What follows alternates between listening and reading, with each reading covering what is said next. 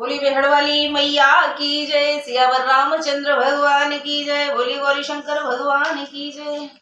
नमस्कार साथियों, राधे राधे, जय सीताराम। राम कथा में आप सभी का स्वागत है। आज कथा हम शुरू करेंगे 159वें दिन की।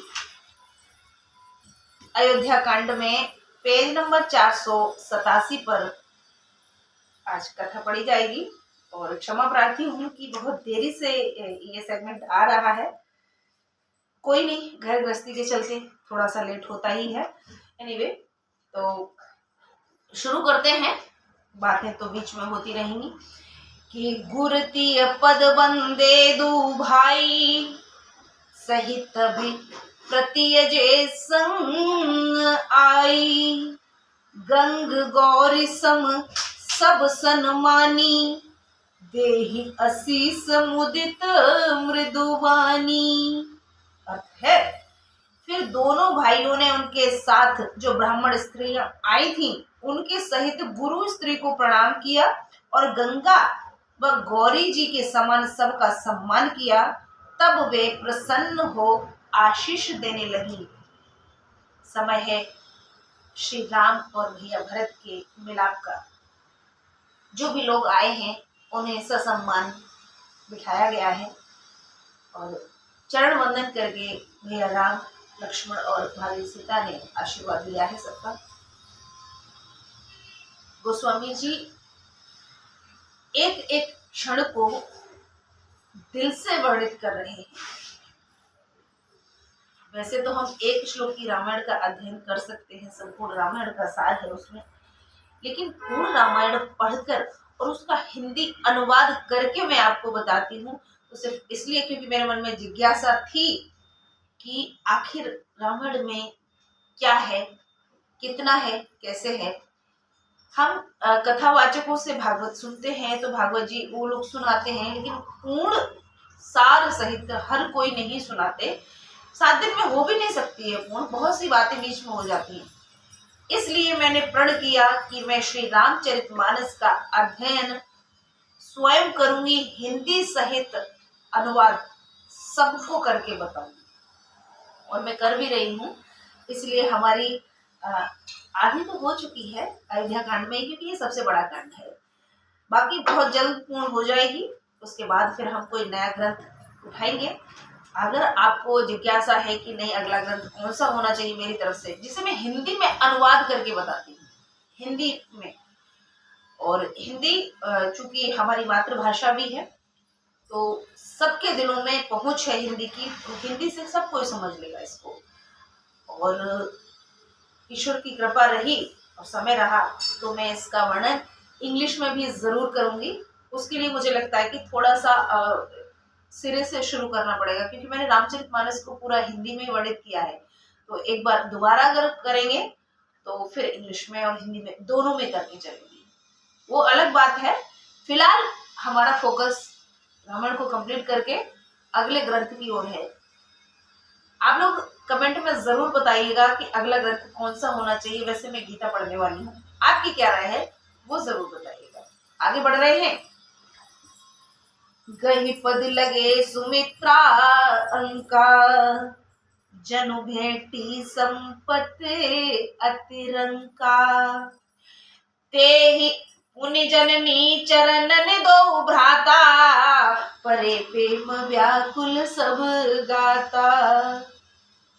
फिर सुमित्रा के पांव पकड़कर उनकी गोद में ऐसे लिपटे मानो अति दरिद्री को संपत्ति मिल गई हो। फिर कौशल्या माता के चरणों में दोनों जा पड़े। सब अंग मारे प्रेम के शिथिल हो गए हैं। माताओं से मिलन हो रहा है। मैया सुमित्रा के अंग से लिपट गए हैं। अति अनुराग अंब उरलाए, नयन स्नेह सलिल अनवाए, ते अवसर कर हर्ष विषादु, किमे कभी कहे भूख जिमि स्वादु। अर्थ है, बड़ी प्रीति के साथ कौशल्या माता ने हृदय से लगा लिया और नेत्रों के जल से स्नान कराया है। उस समय के हर्ष और शोक को कभी किस प्रकार कहे, जैसे गूंगा स्वाद नहीं कह सकता। मैया कौशल्या से जब भैया मिले हैं दोनों, माँ खुशी के मारे इतना रोई है कि मानो स्नान करा रही हो। नेत्रों के जल से, अश्रुओं से इतनी ज्यादा अश्रुधारा बह रही है। दुख था कि बच्चे तब से जुदा थे, सुख है कि आज मिल गए हैं, और संशय है पता नहीं साथ जाएंगे कि नहीं जाएंगे।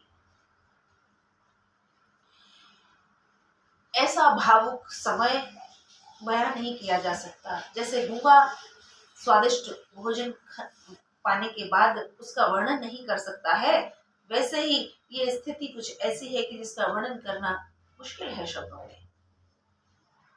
अति अनुराग अंब उरलाए, नयन स्नेह सलिल हनवाए, ते अवसर कर हर्ष विषादु, कि मैं कभी कहे मूक जिमे स्वादु। आगे लिख रहे हैं गोस्वामी जी कि मिल जननी सानुज रघुराऊ, गुरसन कहेउ की धार्य पाऊ, पुरजन पाए मुनीस नियोगु, जल थल तक तक उतरे लोगु।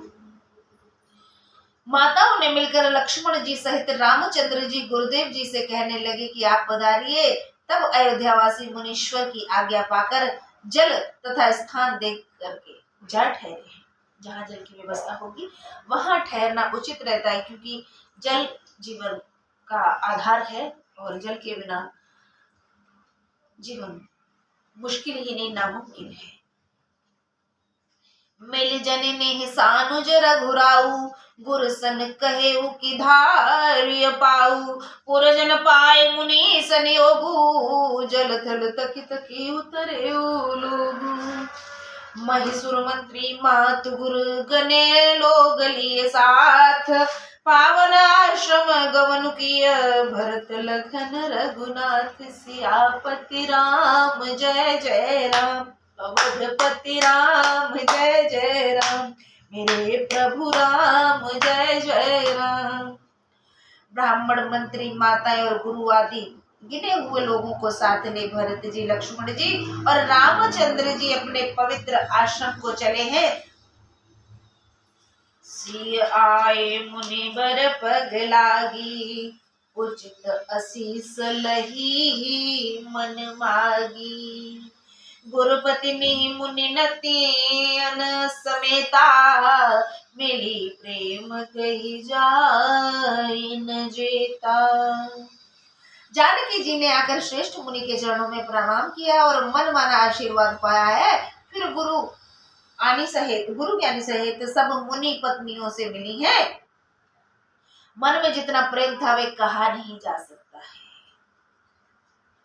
बंदी बंदी पगसिय सबही के, आशीर वचन लहे प्रिय जी के, सासु सकल जवसी अनिहारी, और मुदे नयन सही में सुकुमारी।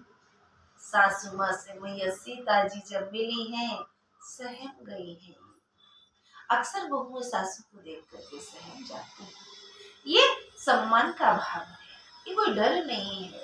इसलिए अपनी बहुओं को सासु माएं डराए नहीं, वो सम्मान से डरे आपसे, सम्मान का भाव हो, वो होना चाहिए।